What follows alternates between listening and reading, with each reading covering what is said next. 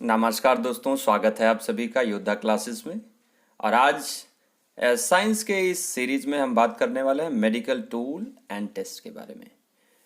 रोगों का निदान करने के लिए सबसे पहले उनका आइडेंटिफिकेशन यानी उनके लिए टेस्ट और उनके लिए कौन से इक्विपमेंट या टूल्स का प्रयोग करें, ये बहुत ज़रूरी होता है।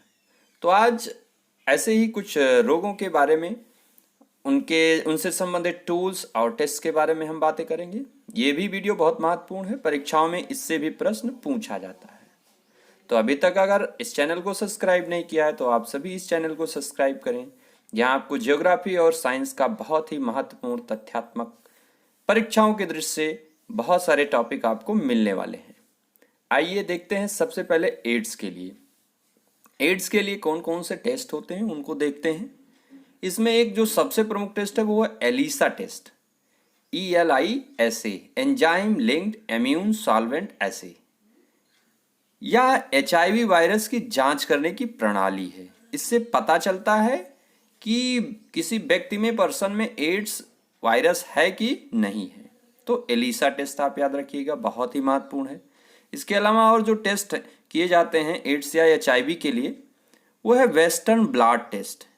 ठीक है, ये पॉजिटिव होने पर ये भी बताता है कि एड्स पॉजिटिव कोई पर्सन है कि नहीं है। एक इसमें है CD4 count test.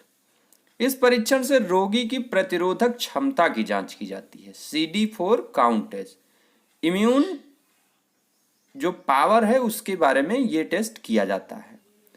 Nucleic acid test, इससे भी आपके जो DNA और RNA के एप्लीकेशन की एडवांस तकनीक से HIV वायरस के स्ट्रक्चर और उसके जो है जेनेटिक तत्व होने का पता लगता है।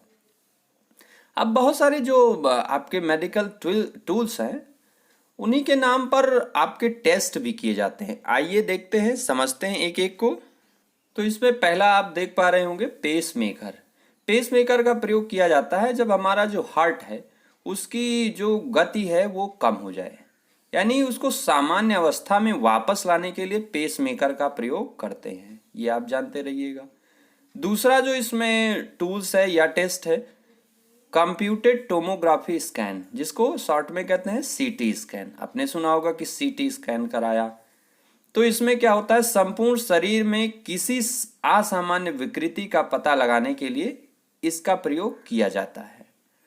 अगला है इलेक्ट्रोकार्डियोग्राफ यानी ECG।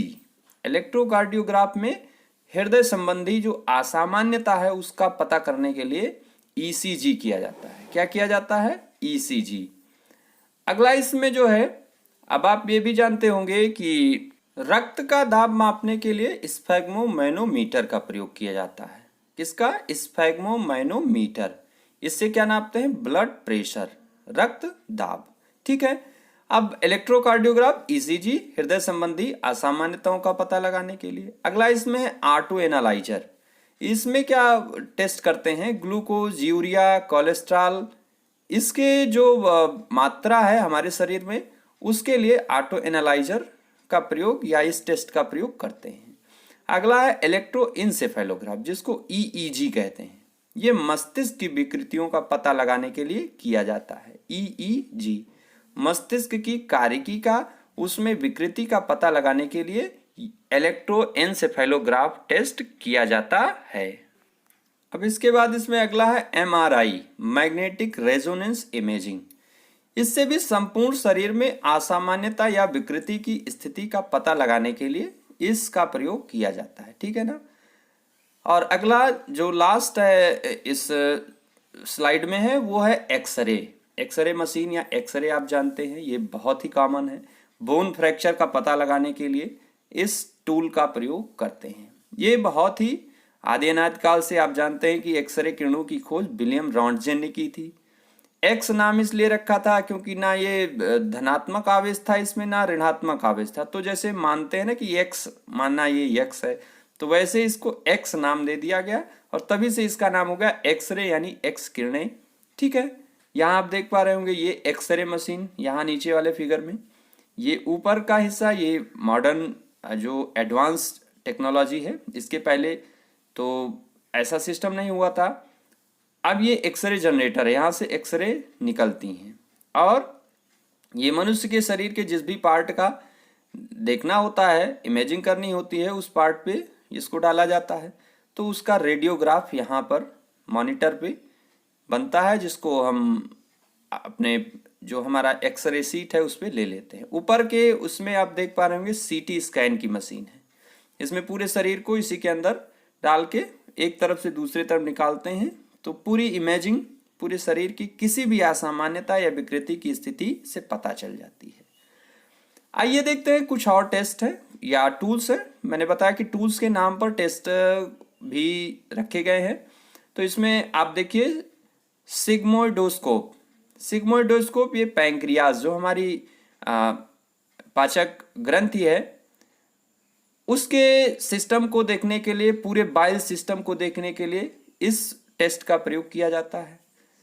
मीडिया स्टेनोस्कोप, ये आपके जो छाती है यानी चेस्ट है उसकी धमनियों और हार्ट के लिए इसका जो है टेस्ट किया जाता है।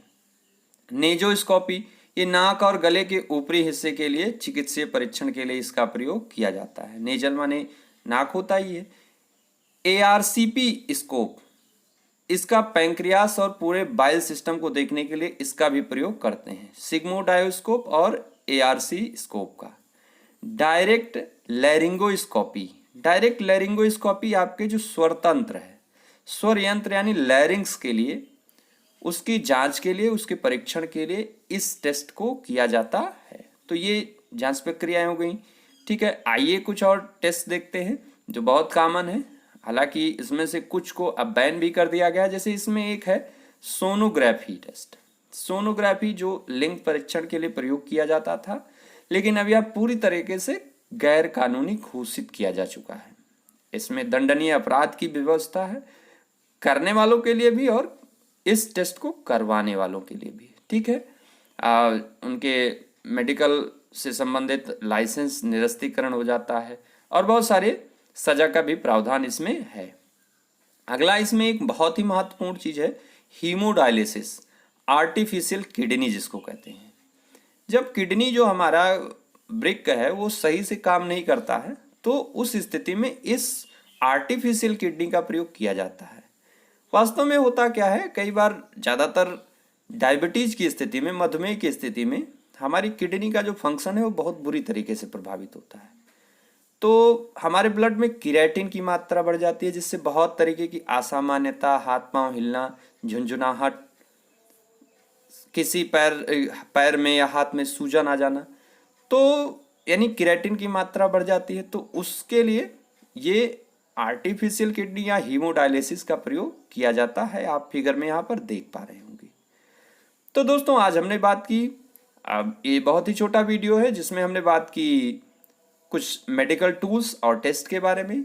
ये वीडियो भी आपके लिए बहुत महत्वपूर्ण है। इससे भी प्रश्न सभी प्रतियोगी परीक्षाओं में पूछे जाते हैं कि EEG किसके लिए किया जाता है या ECG किसके लिए करते हैं, स्टेथोस्कोप क्या है, तो स्फेग्नोमैनोमीटर क्या है, ये सारी चीज़ें आप जानते रहें। अभी मैंने बताया कि जो आपका स्फेग्नोमैनोमीटर है इससे ब्लड प्रेशर यानी रक्तदाब की माप करते हैं। वहीं जो आपका स्टेथोस्कोप है जो हार्ट की साउंड, लब और डब की साउंड होती है उसको सुनने के लिए, यानी हार्ट हमारा सही तरीके से काम कर रहा है या नहीं कर रहा है, उसके लिए स्टेथोस्कोप का प्रयोग करते हैं। आप देखे होंगे डॉक्टर जितने होते हैं वो गले में इसको पहने रहते हैं और जब भी जाते हैं तो जांच के लिए इसका प्रयोग करते हैं। तो आप सभी पढ़ते रहें, स्वस्थ रहें, मस्त रहें। Bye bye, have a nice day.